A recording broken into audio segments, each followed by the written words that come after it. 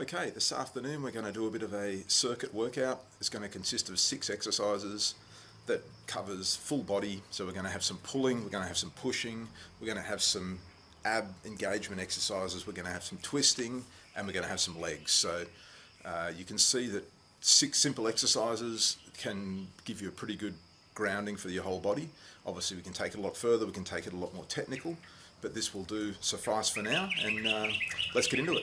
I'm going to try and do it a little bit more like the raw format, where I'm going to just keep it rolling, and it's intervals wise I'm going to not exhaust myself each set and then minimize recovery and rest time, so almost sort of make it a continuous workout if possible, by rotating through the 6 exercises and not pushing it to fatigue each set. So let's see how this plays out. All right, cool. I'm going to start off with wipers, which is just a good sort of intense one to start off with, and then we'll go on to some presses, and we'll start with the first of the 6. So here we go, number 1.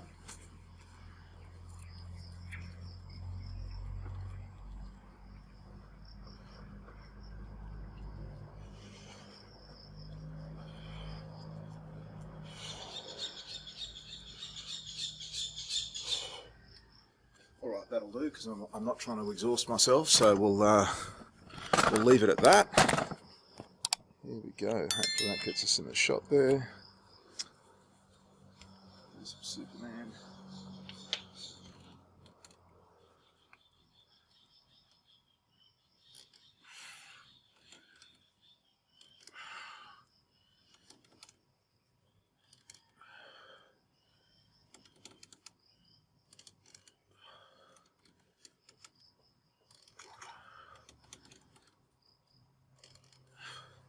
Again, taking it pretty easy there, so could obviously punch out a lot more than that, but trying to keep the show rolling. Let's see how we go there.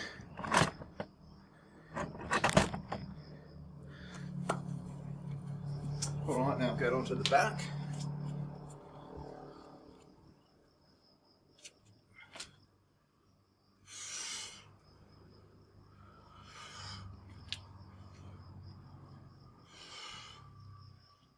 Those elbows together behind your back to really engage the center of the spine there.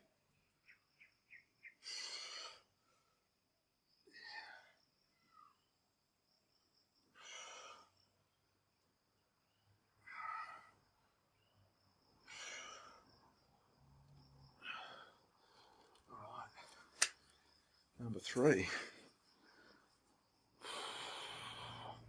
We'll roll straight over into number 4.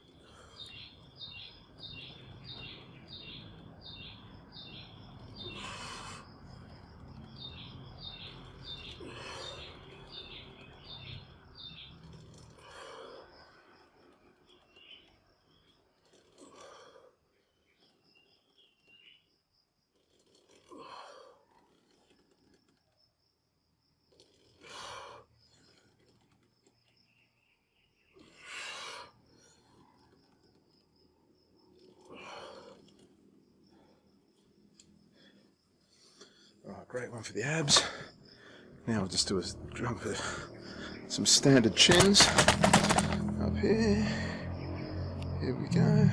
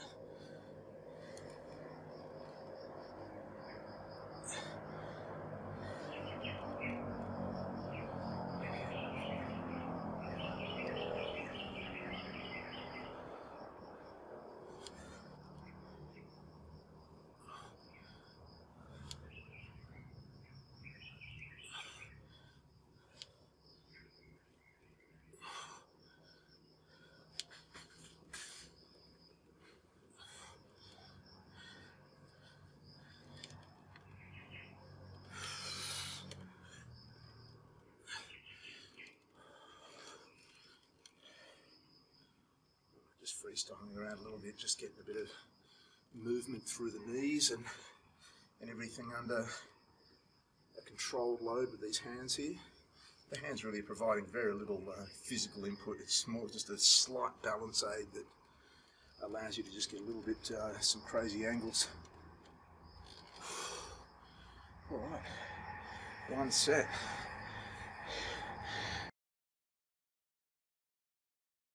Okay, on to circuit 2. So I'll try and film this one, hang about. Right, I'll try and film this one all in one take.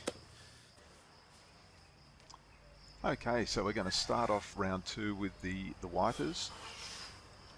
You can probably see here this is a great exercise for abs, and really helps you with that sort of flexibility and strength and twisting ability that can be utilised really great in the surf. Now I'm going to go on to the ring push-up. Again, very similar to a normal push-up on the floor. The advantage of the rings is that you have to stabilise your hands the whole way through the exercise, as well as being able to rotate your hands to give yourself some better shoulder positions if you've got injuries, or just to do a bit of shoulder rotation exercise as you're doing the push-up as well. So really quite different to doing them on the floor, and I think a lot better than on the floor, although obviously do both is the best answer for that. No limits with exercises, you can do it all. Now going straight into the pistol squats. Really great exercise, this one, for the legs. I mean, one, it's building up the muscles in the legs clearly, but it really does have a big balance component, and it's very important to note that what I'm doing there with the hands is a sort of a minimal stabilization. So it's not 100% required. Obviously I could do a similar exercise without the stabilization, but you can get both some more extreme angles because you have just that little bit of a stabilization, so you can put yourself at angles that you would fall and therefore couldn't exercise doing repeated sets without the hands there. Also, I find that the utilization of the hands, even as minimal as it is, just makes the full body activated, so that you're then activating your full body through the one leg, which is quite a bit different than if you're just trying to balance on one leg and have the hands out to the side. So again, you should be doing both modalities. There's no reason to limit yourself, but it's a definite different style of exercise, and I really recommend everyone trying it. For example, going down like this, I'm going right down with my bum hitting my Achilles tendon at the bottom there, and it's almost impossible to do that with good form if you don't have your hands supported there, because it's just inherently, your body just is very difficult to balance that angle, even if you're strong and flexible. So again, do both, do them without assistance, but I really do advise everyone to just try the small amount of assistance that you can get from the rings there, and really experience the difference in what an exercise it is. Okay, now going to the classic pull-ups. Again, I'm really aware of not trying to burn myself out too much on these pull-ups, and you notice that as soon as I can't do one with clean form, I just stop. I'm not trying to go, struggle through it, although, for other types of modalities that would be good. But for this circuit, I'm trying to be clean with my form, and as soon as I'm hitting the fatigue point, it's like, right, pull it in and just get on straight onto that next exercise with a minimum of recovery time between the exercises. Now we're going to the mid-back pulls, which has some crossover just with the in muscle groups from the pull-up as well. You'll notice it is similar to a pull-up, although at a different angle. This one again is one of the great ones that you can start with on the rings and tailor it to any intensity level that you would like by just moving your feet in and out. If you step in and make your body more vertical, it's easier. If you make your body more horizontal, it becomes a harder exercise. So anyone can start this at day one and get whatever is their desired result with just the rings. So again, the flexibility of the rings is just about infinite.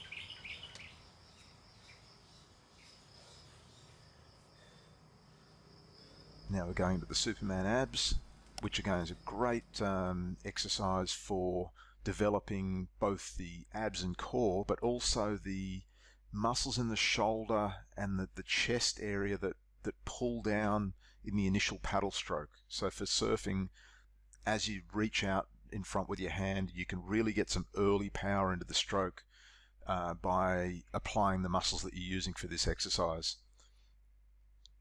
Also good for a general balance exercise. You are out on your toes there as well, and it's quite interesting how you can develop your core stability in that position. And here we are on to round 3. You notice again that sort of 80 to 90% intensity is the plan.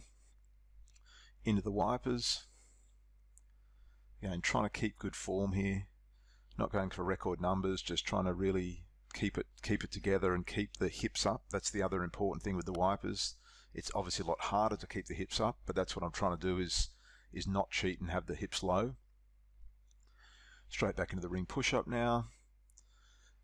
And I think you'll see between this set, I'm really starting to just flow between the exercises and quite vigilant about not really giving myself any recovery. So we're starting to introduce a sort of slight cardio element into the exercises as well that won't be there anywhere near as much if you have a lot of recovery time. So yet again, both modalities are a great idea. A lot of recovery time is good for building a lot of muscle growth. Less recovery time is good for accentuating the cardio and sort of ramping up the intensity of the workout in general. And obviously this workout's designed to be a sort of quite intense 20-minute workout. Back to the mid-back pulls here. This one I'm deliberately taking you see there that adjustment, I've just taken them a little bit higher up towards my shoulders, trying to accentuate that area in just below the neck, in the top of the shoulders there, an area where I've often had a lot of sort of tightness in the past, not really surfing related, probably more computer and other sort of things like that. So it's really good to get that angle there, and it's one of the ways that I find I can target that area without any sort of injury potential, and in a way that's almost impossible even with weights or yoga. You can really get right in there with that angle if you squeeze the sort of scapula together in the middle of the pull. Here we go now onto the pistol squats again. And again, getting right down there. You see that's literally as low as you can go. And you'll see there's just that little bit about there where I'm just applying that little bit of pressure to the hands. But it's quite light. I mean, it's hard to put a number on it, pressure or kilos wise, but it's a very light touch. It's not a dip, because I would also do a similar maneuver to this without using the legs, and that would be a legitimate dip maneuver done with the upper body. So this is very much 95% lower body, 5% upper body, and but that 5% of the upper body is quite crucial to giving me the form that I'm able to maintain here, and the degree of movement, really getting right down. And I find that's really puts load in other muscles and in other areas through the center of the glutes and inside of your sort of hip girdle, that it's almost impossible to get with any other type of squat, whether it's a low double leg squat or a single pistol squat, that you can't quite get that full range of motion. Here into the pull-ups, and you see here I'm starting to feel that fatigue a bit now. It's I'm not getting too many pull-ups out here before I'm starting to fatigue, and you see that as soon as I feel I can't do a clean one, I just pull the pin on it, because well, that was a slight little kip there, but with no momentum.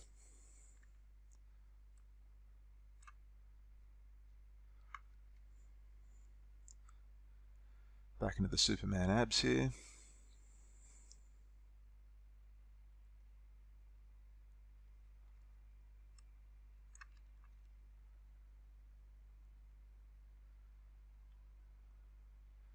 This one I'm taking the hands down a little bit more to the center, which is probably more of a relatable to the surf paddling technique.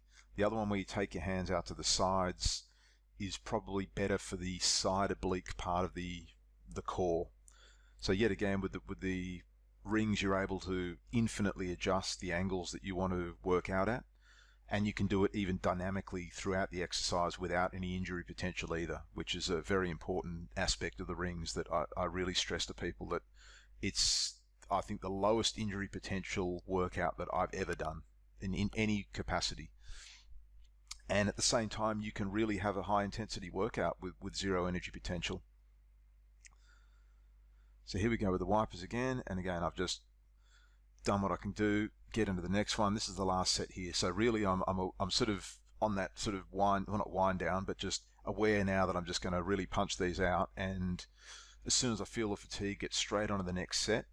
But there's that light at the end of the tunnel. So, and again, it's not about cheating. It's just about regulating energy input, because I know that I don't have to do another one of these exercises now, so I could sort of really push that envelope a little bit more. Whereas through rounds 2 or 3, you're just pacing yourself just that little amount.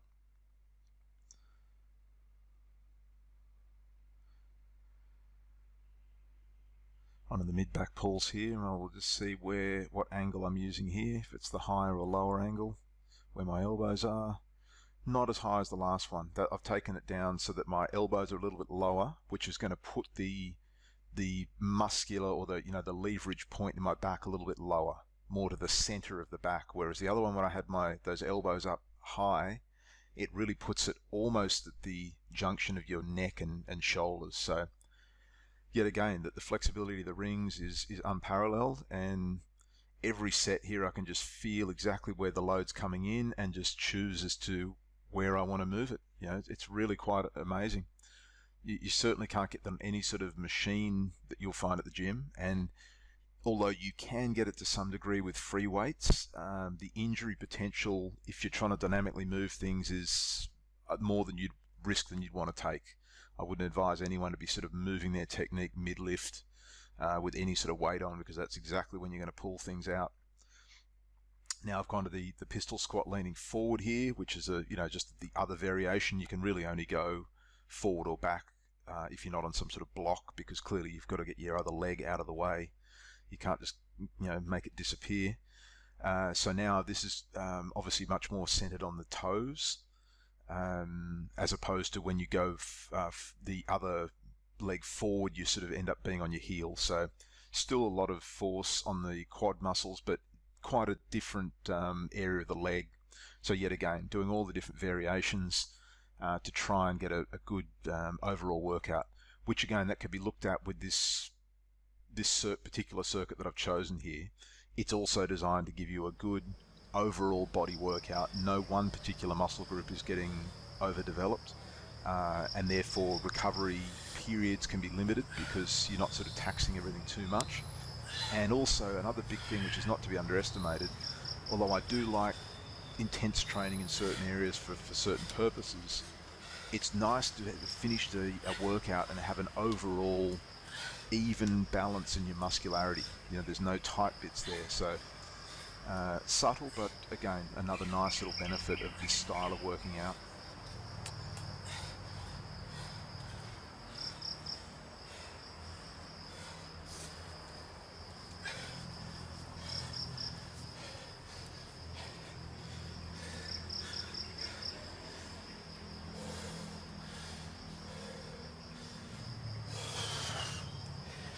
Here that I'm starting to go a little bit in that sort of cardio zone now towards the end, and that was deliberate. I didn't want to go into that zone too early, because depending on how hard you push it in there, you may not be able to keep that intensity for the full 20 minutes. So it is definitely important to pace yourself, and that's something you need to learn in surfing as well, although in general surfing is nowhere near as intense as this sort of workout, which is also why this workout's great, because if you can get comfortable at this level, almost all the situations you're going to encounter in surfing are going to be significantly less intense. And obviously, because if you were being this inefficient in the surf, it's not going to last for very long. So this is a more survival mode when it comes to sort of surfing. Now I'm going to move into a bit of a freestyle exercise. I've finished officially the last set there. And this is literally just a little bit of a warm down that I was already in position, and I've just sort of stretched out at a slightly different angle It's a great one here for relieving a lot of the pressure in the sort of scapular area of the back and the back of the neck. So yet again, showing the versatility and the adaptability of the rings. So let's see you again here soon. Thanks, guys. Cheers. Okay, there we have it. 4 rounds there, totaling 24 sets altogether. 4 rounds of 6 exercises of repetition. So feeling good. That's about it. I wanted to just do it short and sweet. So I don't know what that's been, probably only 20 minutes, 25 minutes or something like that. So shows you that in a quick half an hour block, you know, including shower and clean up, you can be sort of exercised and pretty much get everything done for the day if that's all the time you have on your hands. Minimum equipment, minimum time frame, maximum output. Okay guys, see you again soon. This is Cameron the Surf Wolf for the NextLevel Surfcamp Bali. See you soon.